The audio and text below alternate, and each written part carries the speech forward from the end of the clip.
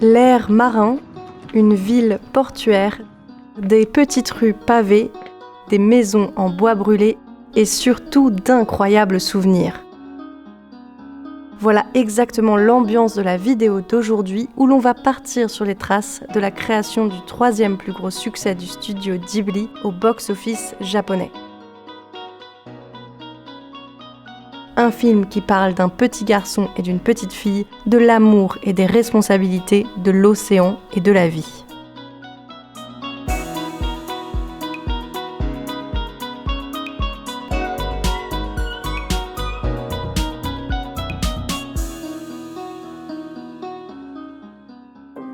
Bonjour et bienvenue mes chers petits crustacés dans cette vidéo de l'inspiration au voyage consacrée à un film du studio Ghibli. Et aujourd'hui on va s'attaquer à Ponyo sur la falaise qui est un film réalisé par Hayao Miyazaki. C'est en 2004 que le projet Ponyo sur la falaise a commencé à germer dans l'esprit de Hayao Miyazaki. Et aussi surprenant que cela puisse paraître, l'élément déclencheur de son processus créatif a été un voyage d'entreprise. En effet, le jour de la sortie du château ambulant dans les salles de cinéma japonaises, les équipes du studio Ghibli sont parties dans une petite ville portuaire de la mer intérieure du Japon pour y célébrer la fin de leur dur labeur. Cette ville, du nom de Tomono-ura, en plus de leur avoir permis de souffler un peu, a été une grande source d'inspiration pour la création de Ponyo, puisque c'est littéralement dans cette ville que s'y déroule le film. Et évidemment, si vous connaissez cette chaîne, vous savez très bien ce que je vais vous dire maintenant. C'est que oui, pour les besoins de cette vidéo, je suis allée visiter cette ville. Et oui, j'en ai visité vraiment les moindres détails. Je l'ai visitée de fond en comble pour essayer de voir tous les petits secrets qu'elle avait à nous révéler. Je suis allée à Tomono-ura en bus pour faire le tour de la ville sur 2 jours. Et c'était fou de voir que tous les lieux du film y étaient, mais sans vraiment y être. Dans le sens où on sent bien que Miyazaki s'est grandement inspiré de plein d'endroits et d'éléments pour son film, mais sans pour autant les retranscrire tels quels. Il les a redessinés dans son style, transformés au gré de son imagination. Et je vous raconte ça comme si c'était simple de réaliser un travail de réappropriation d'un lieu. Mais c'est en fait pas le cas du tout. Et même je peux vous dire que pour Ponyo, eh bien ça a été un travail beaucoup plus long et beaucoup plus difficile que d'habitude pour Hayao Miyazaki. Pour chacun de ses films, avant de se lancer dans la réalisation à proprement parler avec toute son équipe au studio sur le coup, Hayao Miyazaki rentre dans une phase de préparation, où il réfléchit aux personnages, à l'ambiance générale du film, à son esthétique. Il va aussi par exemple croquer des lieux, sélectionner quelles techniques utiliser pour les décors, ou pour les couleurs des personnages et leurs vêtements. Et il va bien évidemment discuter avec certains membres de son équipe pour avoir leur avis et leur pitcher le début de l'histoire. Cette partie de préparation dure entre 3 à 6 mois et est suivie par la partie de réalisation à proprement parler. Mais pour Ponyo sur la falaise, cette phase de préparation a été beaucoup plus longue, car elle a duré 2 ans. Donc 4 à 8 fois plus de temps que d'ordinaire. Durant ces 2 ans, Hayao Miyazaki a séjourné 2 mois à Tomono-ura. C'est comme ça qu'il a pu vraiment se baigner dans l'ambiance de cette ville, en visiter plein de recoins, et il a appris aussi à connaître la population locale et à tisser des liens avec certains habitants et habitantes. Bref, il a vraiment fait sa petite vie là-bas pendant 2 mois à Tomono-ura. Et selon Toshio Suzuki, le producteur et ancien directeur de Ghibli, c'est aussi dans cette ville qu'il a lu le livre La Porte de Natsume Soseki. Cette lecture lui a plu et il a repris le nom du héros de ce roman pour le donner au héros de son film, Sosuke. Car oui, si jamais vous n'avez jamais vu Ponyo, sachez que c'est un film qui est principalement centré sur l'histoire et la relation de 2 enfants, donc Ponyo et Sosuke. Miyazaki voulait faire un film avec des enfants en personnages principaux car il trouvait que le personnage de Marco était très réussi dans le château ambulant et notamment il aimait beaucoup les interactions entre Sophie, Calcifer et Marco et il voulait pousser ça encore plus loin. Sauf que depuis Mon voisin Totoro, il n'avait pas réalisé de film avec des enfants au casting principal. Et dans sa vie personnelle, il n'était plus du tout entouré de personnes de l'âge de Sosuke, c'est-à-dire 5 ans. Or, selon lui, pour réussir à représenter et animer des enfants, il faut pouvoir bien les comprendre. Il a donc demandé à une mère de famille travaillant au studio Ghibli s'il était possible qu'il joue avec son enfant de 6 ans. Elle a dû donc l'amener de nombreuses fois les samedis après-midi pour que Miyazaki puisse jouer avec et ainsi l'observer et comprendre comment les enfants d'aujourd'hui se comportent. Apparemment, ce jeune garçon aurait un jour amené un cadeau qu'il avait fait lui-même à Hayao Miyazaki pour le remercier de toutes ses après-midi de jeu. Et cette anecdote a bien sûr été utilisée dans le film.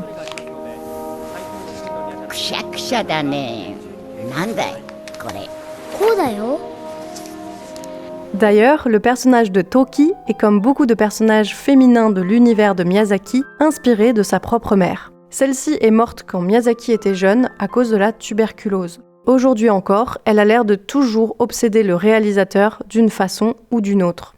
C'est quelque chose qui m'a étonnée, parce que je m'en étais jamais rendu compte avant de travailler sur cette vidéo, mais il est vrai que Toki a un rôle très important dans la scène de fin du film, ce qui n'était pas vraiment le cas dans le reste du long métrage, où elle y faisait plutôt des apparitions ponctuelles.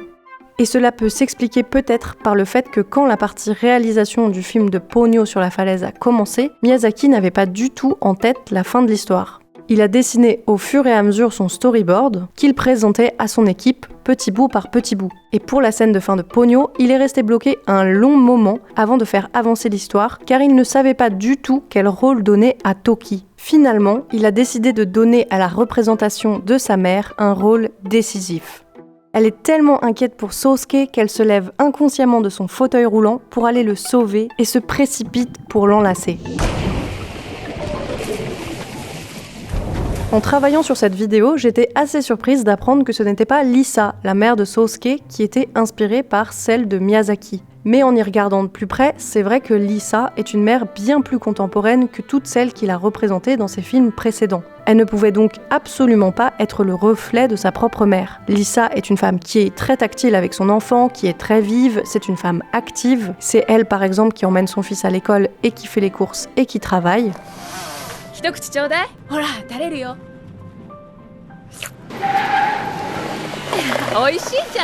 Je ne sais pas si je suis la seule, mais j'ai été beaucoup marquée par Lisa et sa voiture rose incroyable. Notamment, il y a une scène où elle conduit pour passer devant un chantier naval et donc un gros bateau, et je sais pas pourquoi, mais cette scène m'avait vraiment impressionnée. Et c'était tellement une scène que j'avais gardée en tête que quand je suis arrivée à Tomono-ura, je n'étais pas du tout surprise de voir qu'il y avait un chantier naval dans la ville, puisque c'est un des secteurs importants de l'activité économique de Tomono-ura. J'ai donc forcément été voir ce lieu lors de ma visite, et déjà, une différence notable entre le film et la réalité est qu'on ne peut pas accéder à ce chantier en voiture. C'est seulement à pied que peut se faire la traversée, et il est possible, comme dans le film, de passer entre les bateaux par une voie piétonne. Et ce chemin, évidemment, m'a directement rappelé Ponyo, donc je pense que Miyazaki, étant venu là, s'est inspiré fortement de ce passage pour cette scène du film. Encore une fois, Hayao Miyazaki n'a pas copié la réalité, mais l'a modifiée à sa guise. Et c'est le cas de plein d'autres lieux du film, comme par exemple la maison de Sosuke et Lisa. Tous les deux vivent dans une petite maison au-dessus d'une falaise, et celle-ci a deux sources d'inspiration. La première, sa localisation, est inspirée par la maison dans laquelle Miyazaki a séjourné pendant 2 mois, puisqu'elle est située au bord d'une falaise avec une très jolie vue sur la mer. D'ailleurs, depuis le jardin, il est possible de voir un petit bout de plage qui l'a mené à dessiner la scène de début de film où Sosuke trouve Ponyo sur une toute petite plage en bas de chez lui. La seconde, son esthétique, viendrait d'une maison située au cœur de Tomono-ura. En effet, dans cette ville, beaucoup de bâtiments ont une architecture plus traditionnelle. Alors que cette maison, comme vous pouvez le voir à l'écran, a un style bien plus européen qui détonne du reste de la ville. Et d'ailleurs, quand on voit celle-ci de loin, on se rend compte vraiment qu'elle sort du paysage comparé à toutes les autres maisons. Je pense donc que c'est ce décalage entre cette maison et le reste de la ville qui a attiré l'œil de Miyazaki. Si vous avez la chance d'aller à Tomono-ura, vous pourrez y voir plein d'autres lieux qui ont été des sources d'inspiration, comme par exemple l'école maternelle où va Sosuke, et où il cache Ponyo dans les buissons. C'est une petite école de quartier très tranquille, un peu sur les hauteurs, avec une très belle vue face à la mer. Cette localisation a d'ailleurs été reprise dans le film, à la seule différence qu'elle n'est pas collée à une maison de retraite. C'est toujours assez étrange de visiter une ville ou un lieu en fonction d'un élément de la pop culture, parce que, à cause de ça, je vais tout le temps visiter des endroits dans lesquels normalement je n'aurais jamais mis les pieds. Genre, croyez-moi, si j'étais allée à Tomono-ura sans vouloir faire cette vidéo sur Ponyo, j'aurais jamais mis les pieds dans cette école maternelle. Et le lieu d'après ne fait pas non plus exception, parce que pour cette vidéo, j'ai quand même été voir, tenez-vous bien, un tunnel. Un tunnel. Oui, j'ai été voir un tunnel parce qu'il est utilisé dans une scène cruciale du film et du coup, j'avais envie d'aller le voir. Mais en temps normal, je n'y aurais jamais mis les pieds, croyez-moi bien. Vu comme ça, il n'a vraiment rien d'incroyable, c'est juste un tunnel basique, mais c'est celui qu'empruntent Ponyo et Sosuke à la fin du film pour aller retrouver Lisa, mais aussi la grande Mamare, qui est la mère de Ponyo. Celle-ci est inspirée par plusieurs éléments. Le premier et le plus connu est que lors de son séjour à Tomono-ura, comme expliqué en début de vidéo, Miyazaki s'est plongé dans l'ouvrage de La Porte de Soseki Natsume. Il y apprend que cet auteur voue une grande passion à un tableau très célèbre, Ophélie, de John Everett Millais. Profitant alors d'un voyage en Angleterre à Londres, il ira à la Tate Gallery pour l'admirer en vrai. Et il est stupéfait par ce tableau, à tel point qu'il en vient à réfléchir à un personnage de femme plongée dans l'eau. Et c'est ainsi que prend forme la mère de Ponyo, une des femmes les plus sensuelles, je trouve, de l'univers de Ghibli. Elle a un côté très mystique, mais aussi plein d'amour, de bienveillance, et elle ressemble à une immense déesse de la mer. Ce qui n'est pas un hasard non plus, car à l'ouest de Tomono-ura, après avoir emprunté le fameux tunnel, il est possible de visiter un temple assez populaire dans cette région, et qui a un lien avec la grande Mamare. Celui-ci se trouve à l'extrémité du cap Abuto, à 4 km de Tomono-ura. Comme d'habitude dans mes aventures, j'ai été emmenée là-bas par une personne random que j'ai rencontrée. Et cette fois-ci, c'était une japonaise mère de famille à qui j'ai parlé dans un restaurant le soir d'avant. Et c'était pile dans le thème parce qu'il se trouve qu'on vient en général prier dans ce temple pour avoir un enfant ou pour espérer avoir un accouchement sans risque. La déesse que l'on vient prier est Kanon, qui est en effet connue pour être la déesse de la miséricorde et est donc à l'écoute des êtres humains. C'est pour cette raison qu'ici, vous trouverez plein d'émas, qui sont des plaques de bois sur lesquelles on peut y écrire des vœux, qui sont généralement ornés de dessins d'animaux ou de paysages, mais qui là ont une particularité bien précise, c'est d'être ornés par une paire de seins, pour y représenter la maternité ou l'allaitement. C'est donc peut-être pour ces raisons que la mère de Ponyo paraît si imposante, et surtout que c'est une mère si prolifique, parce qu'elle a quand même des centaines de gosses. Je trouve que Ponyo sur la falaise est vraiment rempli de personnages féminins forts et marquants. Il n'y a qu'à voir dans les personnages principaux, mais aussi dans les personnages secondaires, il n'y a quasiment que des femmes. Et pourtant, dans cette vidéo, j'ai quand même réussi l'exploit à ne pas vous parler du personnage central de ce film, qui a aussi donné son nom au long métrage. Je veux bien sûr parler de Ponyo. Cette petite fille poisson rouge a un caractère bien trempé. Elle désobéit à son père, fugue de chez elle et fait ce qui lui passe par la tête. Ce trait de personnalité a été inspiré par Fuki, la fille de Katsuya Kondo, un de ses collaborateurs. Cette Fuki a apparemment un caractère très fort. Elle est assez têtue pour son jeune âge et Miyazaki a beaucoup apprécié entendre son père raconter de nombreuses anecdotes au sujet de sa fille. Fuki a donc grandement influencé Ponyo pour le début de sa création. Dans la suite du film, Miyazaki était soucieux de voir que son personnage était immature et égoïste. Il a donc inclus une scène où elle offre son sandwich et une soupe à une femme et son bébé qu'elle vient de rencontrer. Et elle va même jusqu'à rassurer l'enfant qui pleurait à chaudes larmes. Ce moment avait pour but de montrer l'évolution de Ponyo et montrer que pendant le film, son caractère a évolué pour s'adapter au monde des humains. Et vraiment, c'est un des personnages principaux de chez Ghibli que j'adore. Je trouve que son caractère la rend hyper attachante et unique, et c'est pour ça et pour plein d'autres raisons, j'espère que vous l'avez compris, que j'étais ravie de visiter le lieu d'inspiration de Ponyo sur la falaise.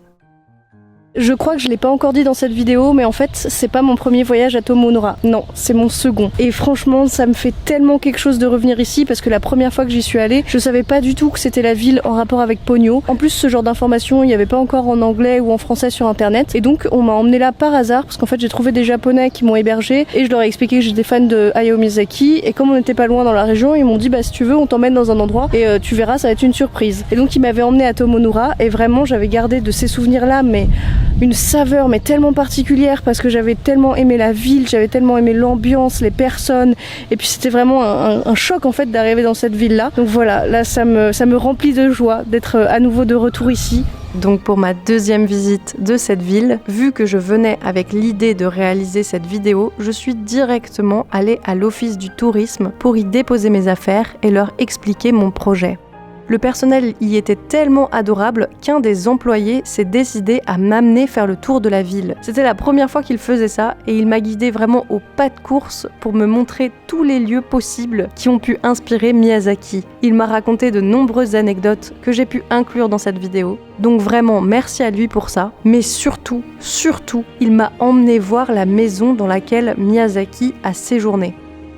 Alors, je pourrais vous la montrer que de l'extérieur, mais vraiment, il faut se dire qu'à ce moment-là, personnellement, j'étais aux anges. J'avais du mal à croire que j'avais le droit d'être là. Mais après, il faut dire vraiment que tout mon séjour dans cette ville de Tomono-ura a été juste incroyable. J'ai rencontré des tas de personnes trop gentilles, que ce soit donc la personne de l'office du tourisme, mais aussi celle qui m'a amenée au temple Aburo Kanon, ou encore tout le personnel de l'hôtel dans lequel j'ai séjourné. Parce que oui, un de mes objectifs en revenant à Tomono-ura était de séjourner dans cet hôtel précisément. Et pourquoi ? Eh bien parce que les travaux de rénovation de celui-ci ont commencé juste avant l'arrivée d'Hayao Miyazaki, qui a alors proposé ses services et idées pour modifier quelques parties des plans de construction. Et durant mon premier passage à Tomono-ura, je n'avais malheureusement pas pu visiter ce bâtiment car c'était son jour de fermeture. Mais cette fois-ci, pour ma revanche, je m'étais assurée que ça ne soit pas le cas. Et surtout, j'ai réservé un lit en avance pour pouvoir dormir dans cet hôtel. J'ai donc pu séjourner une nuit là-bas et avoir la chance de voir toutes les modifications qu'Hayao Miyazaki avait apportées. Et le détail qui m'a le plus marqué, c'est le vitrail à l'étage qui a été ajouté. Surtout qu'à part dans cet hôtel, je crois pas avoir vu de vitraux au Japon, donc forcément ça m'a d'autant plus marqué. Et surtout, à la Golden Hour, c'était juste absolument magnifique. Je viens d'arriver dans l'hôtel et je peux vous dire que c'est un truc de malade. C'est tellement beau, c'est tellement petit, mignon, japonais traditionnel, je sais pas, il y a quelque chose qui se dégage, une atmosphère particulière. En plus, bon, évidemment, je suis une énorme fan de Hayao Miyazaki. Et là, de venir sur ces traces, ça me fait trop quelque chose. Puis en plus, évidemment, moi, je doutais, je me disais, ça se trouve, l'hôtel va pas être si bien que ça et tout, ça va pas être si beau, nanana. Au final, c'est vraiment trop bien. Le staff parle anglais, plutôt pas mal, donc au moins ça c'est cool, on peut réussir à communiquer. Et en plus de ça, ils viennent de m'annoncer qu'en fait ce soir j'aurai une chambre pour moi toute seule, alors qu'à la base cette chambre là elle est faite pour 6 à 8 personnes. Donc vous vous rendez compte, genre là je vais être vraiment une princesse dans ma piole. Enfin franchement je suis trop heureuse, c'est trop bien. J'ai aussi profité d'être seule pour fouiller tous les recoins de l'hôtel, parce que quitte à être dans cet endroit, autant le faire à fond. Et c'est comme ça que j'ai trouvé un album photo qui renfermait les souvenirs de la venue des équipes du studio Ghibli à Tomono-ura. C'était vraiment comme un petit trésor caché dans leur bibliothèque que j'ai pris plaisir à feuilleter avant d'aller dormir. Et le lendemain, après une bonne nuit de sommeil, il était temps de faire un dernier tour matinal dans la ville. Mais surtout, de passer dans un dernier lieu plein de souvenirs, un café dans lequel vous pourrez trouver affiché sur un mur une des plus belles dédicaces que j'ai pu voir, faite par quelques membres du studio Ghibli. Et si vous regardez ce qui est écrit, vous pouvez constater que cette dédicace est datée du 22 novembre 2004. Donc 2 jours après la sortie du film du château ambulant au Japon. Cette dédicace a bien été réalisée lors du voyage d'entreprise que je mentionnais au début de la vidéo et qui est donc le point de départ de la création de Ponyo sur la falaise.